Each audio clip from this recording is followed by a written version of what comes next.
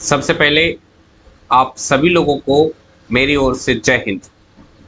शुरुआत करेंगे आज के इस सेशन की।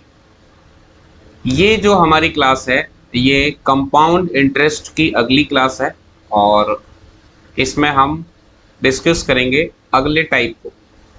इससे पहले 4 क्लासेस आपकी हो चुकी हैं, ये 5वीं क्लास है। तो जिन लोगों ने पिछली क्लासेस को नहीं देखा है, मैं चाहूँगा कि एक बार आप पिछली क्लासेस को भी कंप्लीट कर लें।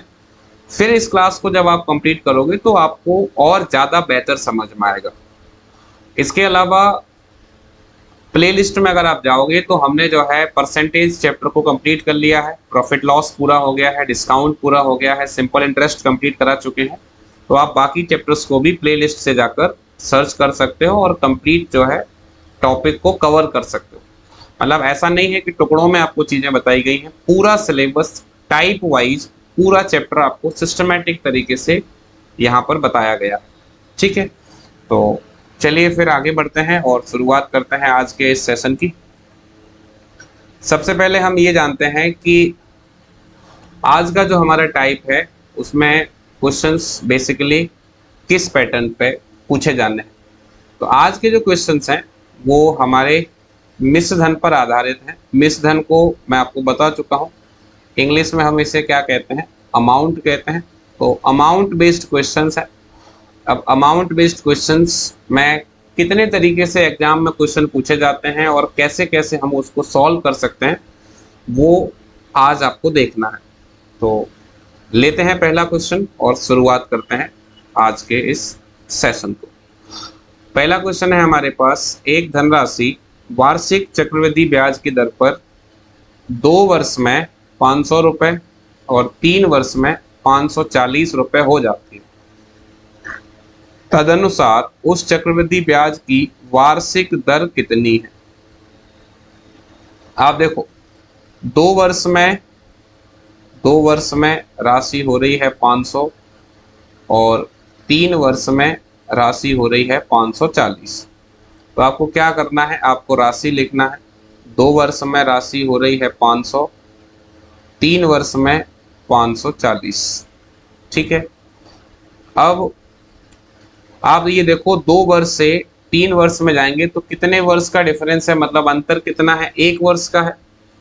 तो 1 वर्ष में 500 रुपये आपके 540 रुपये हो रहे हैं। यहाँ एक और जरूरी बात यह है कि आपको ये पता होना चाहिए कि चक्रवृद्धि ब्याज में जो मिश्र धन है वो अगले वर्ष के लिए मूलधन का काम करता है। जैसे मान लो 2 वर्ष में आपकी राशि 500 रुपये हुई, तो इस 500 रुपये का मतलब है कि मिश्र धन मेरा 500 रुपये हुआ।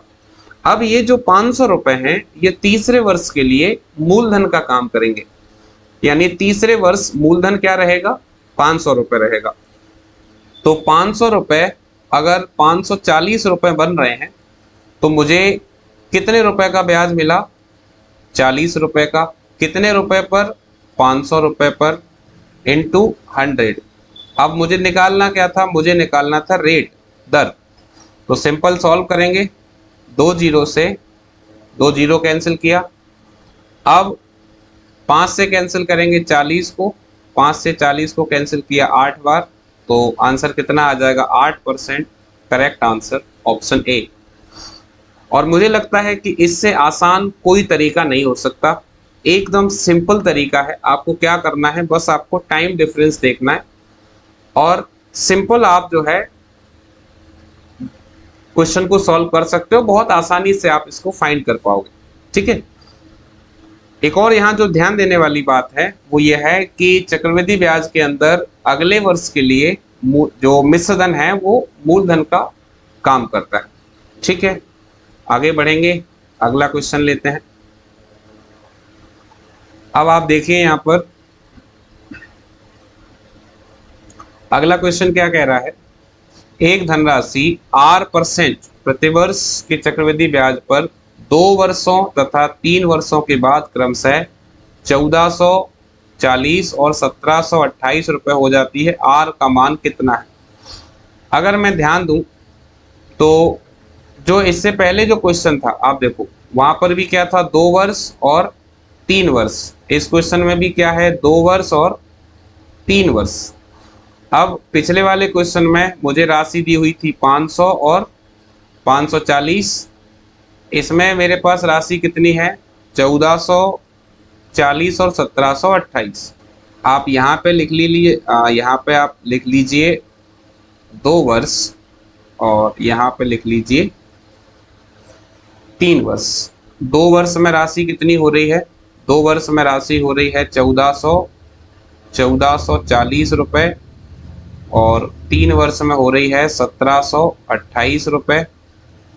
अब मैंने आपको अभी अभी समझाया था कि चक्रवृद्धि ब्याज के अंदर अगर हम तीसरे वर्ष में जाएंगे तो दूसरे वर्ष का जो मिश्र धन है वो तीसरे वर्ष के लिए मूलधन का काम करेगा। ठीक है, पहले तो इसको रफ कर देते हैं, है ना। चलिए अब आप देखो 1440 रुपए बढ़कर कितने हो गए, 1728 रुपए हो गए। अब आप ये देखिए कि 1440 बढ़ के अगर 1728 रुपए बन रहे हैं तो आपके पास कितना ब्याज हुआ, यानी ब्याज के रूप में आपको कितना मिला। ठीक है, तो ये हमारे पास आप माइनस करो तो ये कितना रह जाएगा, ये रह जाएगा 288 रुपए का मुझे ब्याज मिला है। कितने रुपए पर, 1440 पर इंटू 100।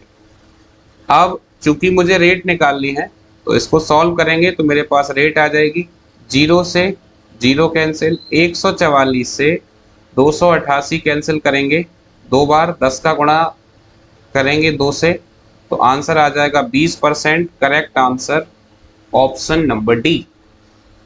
तो अगर हम ध्यान से देखें तो बिल्कुल एक जैसे क्वेश्चन है, पहला क्वेश्चन और दूसरा क्वेश्चन काफी हद तक मिलता जुलता है, केवल संख्याएं बदली हैं और ये दोनों ही क्वेश्चन एग्जाम में आए हुए क्वेश्चन हैं।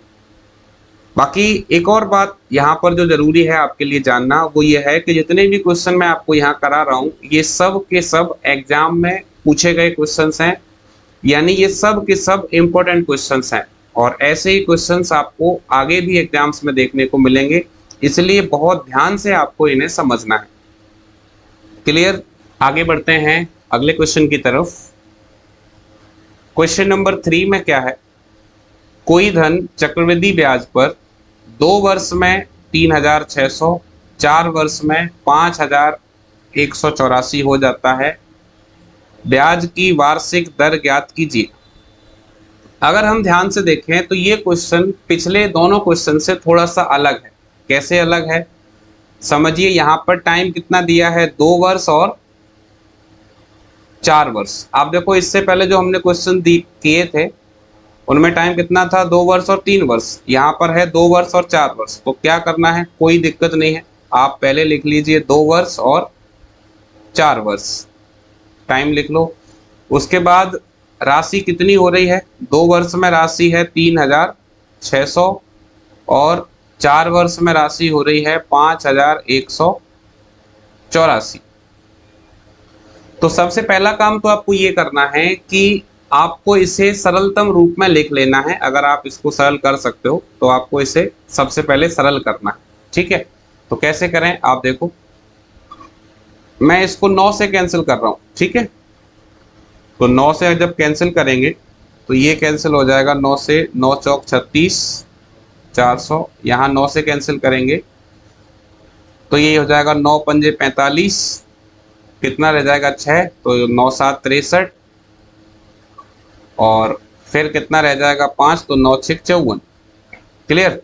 अब आप देखो कि 2 वर्ष और 4 वर्ष के लिए आपको क्या करना है कि जब 2 वर्ष से 4 वर्ष का समय है तो कितना गैप है, इनमें डिफरेंस है 2 वर्ष का। 2 वर्ष का होगा तो आपको क्या करना है, जो संख्या है उसको स्क्वायर रूट में लिख देना है। अगर 3 वर्ष का है तो क्या करेंगे, उस संख्या को क्यूब रूट में लिख देंगे। अगर 1 वर्ष का है तो कोई दिक्कत नहीं है, एज इट इज बना रहेगा। अब 400 किसका वर्गमूल होता है, 400 होता है 20 का और 576 होता है 24 का, यानी 20 रुपए बढ़कर कितने हो गए, 24 हो गए। मुझे रेट निकालनी है तो 20 रुपए अगर 24 रुपए हो रहे हैं 20 रुपए, अगर 24 बने तो कितना ब्याज मिला? 4 रुपए का। कितने रुपए पर मिला? 20 पर, इंटू 100।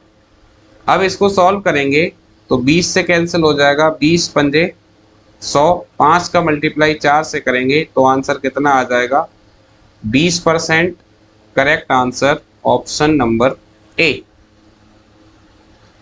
तो बिल्कुल आसान है, बस आपको इनमें डिफरेंस देखना है कि टाइम डिफरेंस कितना है। टाइम डिफरेंस अगर 1 साल का है तो जो अनुपात है उसी से सीधा दर निकल के आ जाएगी। टाइम डिफरेंस अगर 2 साल का है तो आपको वर्गमूल लेना है, उसके बाद जो आपके पास अनुपात बने उससे दर आ जाएगी। टाइम डिफरेंस अगर 3 साल का है तो आपको सिंपल घनमूल लेना है और फिर जो अनुपात बचेगा उससे दर निकल के आ जाएगी। यानी यहाँ पर हमें बेसिकली ये देखना होता है कि समय में अंतर कितना है, उसी के आधार पर हम सीधे दर को ज्ञात कर पाएंगे। क्लियर है? ओके, आगे बढ़ते हैं अगले क्वेश्चन की तरफ। क्वेश्चन नंबर 4 देखिए आप, क्या कह रहा है? चक्रवृद्धि ब्याज की किसी दर से कोई धनराशि 2 वर्ष में 2420 तथा 3 वर्ष में 2662 हो जाती है, जबकि ब्याज वार्षिक रूप से संयोजित होता है। ब्याज की दर कितनी है? अगर मैं इस क्वेश्चन को देखूं तो ये क्वेश्चन जो है जो हमने शुरुआत के 2 क्वेश्चन किए थे, पहला और दूसरा, और उसी की तरह ये क्वेश्चन है। तो कोई दिक्कत नहीं, आपको क्या करना है, आप पहले टाइम लिख लीजिए। यहाँ पर कितना दिया है? 2 वर्ष, और फिर कितना दिया है? 3 वर्ष। 2 वर्ष में राशि कितनी हो रही है? 2 वर्ष में राशि हो रही है 2420, और 3 वर्ष में कितनी हो रही है? 2662।